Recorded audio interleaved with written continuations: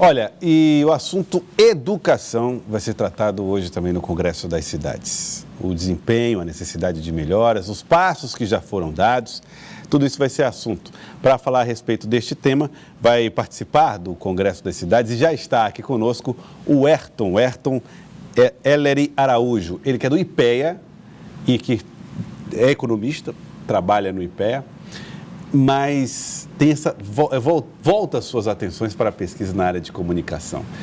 Olha, eu estava conversando com o Ayrton aqui antes de começar a entrevista e as coisas parecem, elas não são tão ruins quanto parecem, Ayrton. É mais ou menos isso. A educação tem caminhado numa boa direção? Boa tarde para você. Boa tarde a todos. O que eu vou tentar mostrar hoje aqui, a palestra que eu vou dar 4h40, 16h40 lá, mostrar para os prefeitos que nós estamos caminhando bem na educação. Relativamente, a gente abandonou a educação básica no século passado, mas a gente está conseguindo recuperar. Acho que a elite brasileira se tocou que é importante dar uma boa educação básica para a sua população, para toda a sua população. Então, quando a gente fala em educação, para resumir, a gente pode pensar em 3 coisas principais.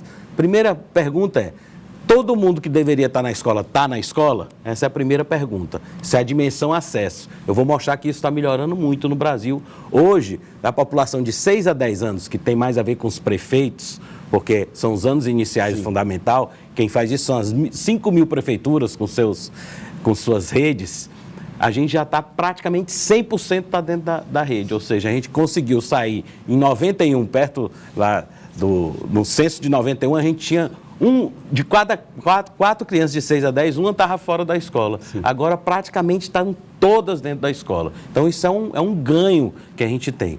Mas a outra pergunta é o seguinte: tudo bem, está todo mundo na escola, mas quem está na escola está aprendendo o que está sendo ensinado? É uma segunda pergunta, e aí, que é o desafio da qualidade. Chegamos aqui em que patamar? Bom, aí o que a gente tem para medir isso? A gente criou um sistema, o SAEB, e em 2007 a gente criou um negócio chamado IDEB, que é o Índice de Desenvolvimento da Educação Básica, que alia a nota da prova do SAEB com a reprovação. Porque uma das coisas que a gente tinha aqui no Brasil, e ainda tem muito, é que a gente reprova muito. Reprovar não é uma boa pedagogia. Tem até um cara que escreveu Pedagogia da Repetência. A gente pensa que reprovando, no outro ano o cara aprende. O que vários estudos já mostram é que quando você reprova, na verdade, o cara se desestimula e sai da escola, o menino. Então, o que você tem que fazer não é aprovar automaticamente. A boa escola é aquela que percebe que o aluno não está aprendendo, faz com que ele aprenda de tal sorte que ele não reprove no fim do ano. Essa é a boa escola. A gente já está entendendo isso no Brasil. O Brasil tem evoluído no IDEB. Esse castigo da reprovação empurra a pessoa para fora da escola. Empurra a pessoa para fora da escola em vez de fazer com que ela aprenda mais. É o maior dos males, né? Só para você ter uma ideia, os IDEBs, as maiores proficiências, que a gente chama de as melhores notas das provas, são em lugares, em escolas em que não se reprova.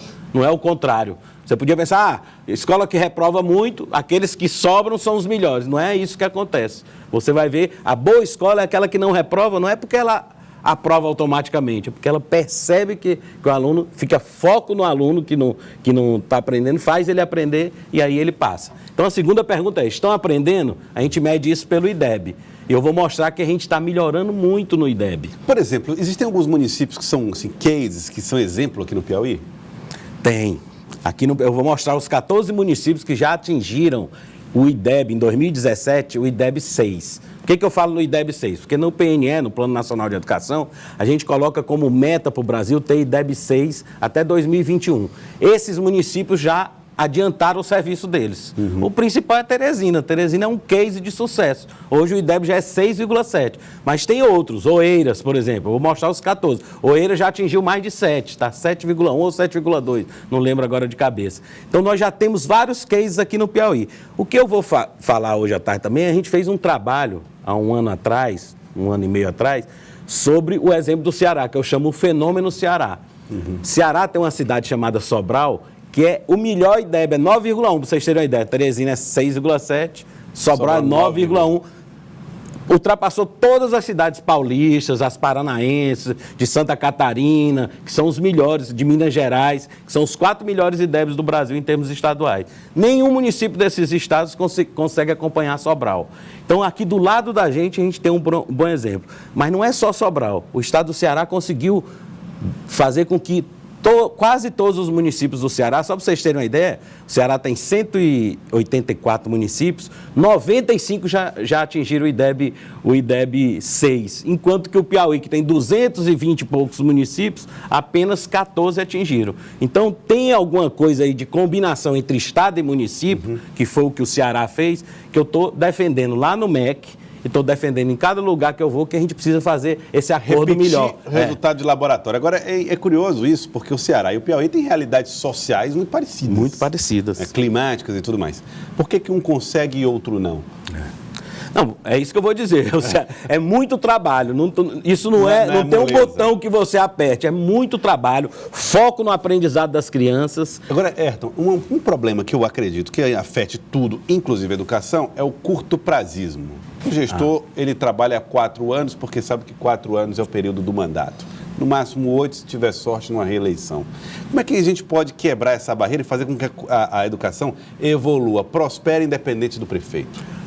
Se o prefeito trabalhar bem, com foco nesses 4 anos, nesses 4 anos que ele tem, a rede, e ele conseguir colocar isso na rede, esse foco no aprendizado, que eu vou dizer, eu vou depois dizer o ABC da boa gestão. Depois eu vou falar sobre isso. Se ele fizer o serviço dele nos 4 anos dele, ele não precisa se preocupar não, porque a rede incorporando isso, ela vai continuar, ela vai direcionar o próximo gestor. Por exemplo, o caso de Teresina tem um estudo, eu li um estudo sobre Teresina, tem um caso, tipo que tinha um gestor aqui em Teresina, ele saiu, eu acho que para se candidatar a governador e ficou o vice dele.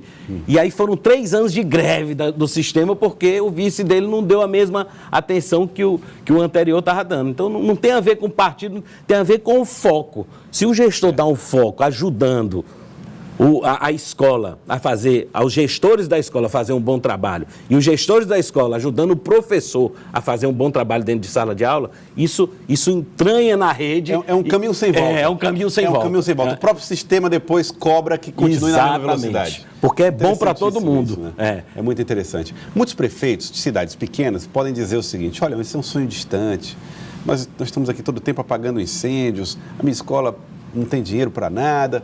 Como é que eu posso quebrar esse ciclo e mudar a vida aqui através da educação?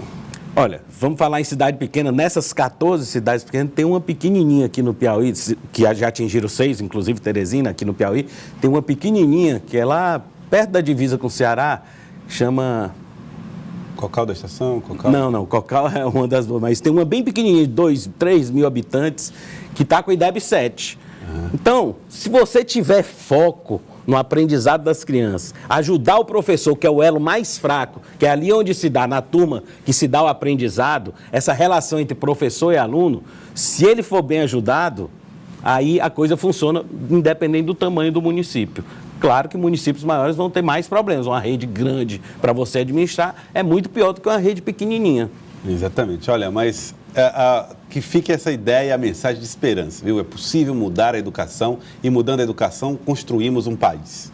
Isso. Ayrton, queria agradecer, muito obrigado pela presença. Obrigado. Palestras 4h30 da tarde? 4h40. 4h40 da tarde, lá no Congresso das Cidades, falando sobre educação, números, dados do IPE, levantamentos feitos através do IDEB, né? Você tem os dados do IDEB também. INEP. É impressionante. Nós vamos transformar esse paraíso através da educação. Já dizia lá Leonel Brizola, Darcy Ribeiro, essa turma toda que trabalhou muito. Aliás, aqueles modelos CIEP no Rio de Janeiro, qual é o resultado e o sucesso daquele modelo? Olha, o Rio de Janeiro não é um bom exemplo se você pegar o IDEB, para, por exemplo, o nível de desenvolvimento do Rio de Janeiro, ele está muito aquém do que deveria. Então, pegando por isso, não foi bem sucedido. Nos anos 80, aquele trabalho investido nos anos 80, que quase virou modelo para o Brasil, não foi um bom resultado. Não. Tem outros lugares que fazem melhor.